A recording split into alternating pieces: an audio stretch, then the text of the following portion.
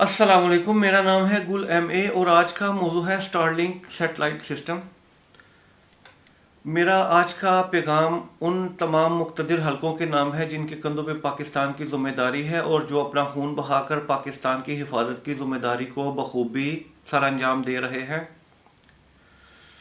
आज का मौजू ये है कि स्टारलिंक सैटेलाइट सिस्टम कैसे एक मुल्क को तबाह कर रहा है और कैसे वो दुश्मन का साथ दे के दूसरे मुल्क की तनसीबात को निशाना बनवाने में अहम किरदार अदा कर रहा है।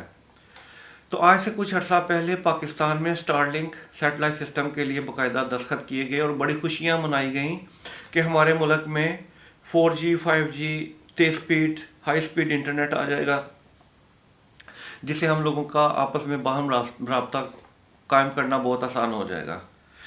लेकिन इसके बरक्स हमारे पड़ोसी मुल्क में भारत में स्टारलिंक सैटेलाइट सिस्टम को ऑपरेट करने की इजाज़त नहीं दी गई।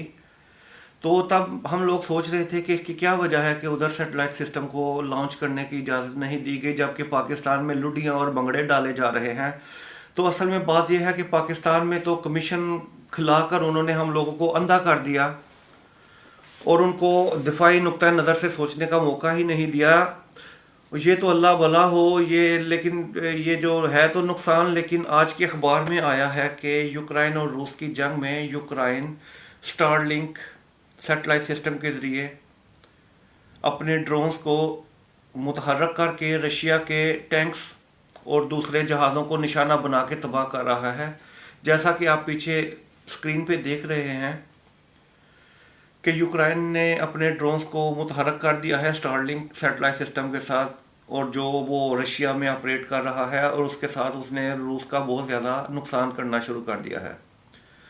तो हम लोगों की आंखें खोलने के लिए ये अखबारी तराशा बहुत अहमियत का हामिल है और हमारे मुक़्तदिर हलकों को अब सोच लेना चाहिए कि ऐसी कौन सी प्रॉब्लम है कि हम इसका मुतबादल नहीं ले सकते और इससे हमको छुटकारा हासिल करना पड़ेगा। क्योंकि खुदा ना खास्ता खुदा ना खास्ता खुदा ना खास्ता अगर कल कोई ऐसी जंग की सूरत हाल पेश आती है तो हमारा पड़ोसी मुल्क इन सहूलियत का फ़ायदा उठाकर हमको किसी भी तरीके से नुकसान पहुंचा सकता है।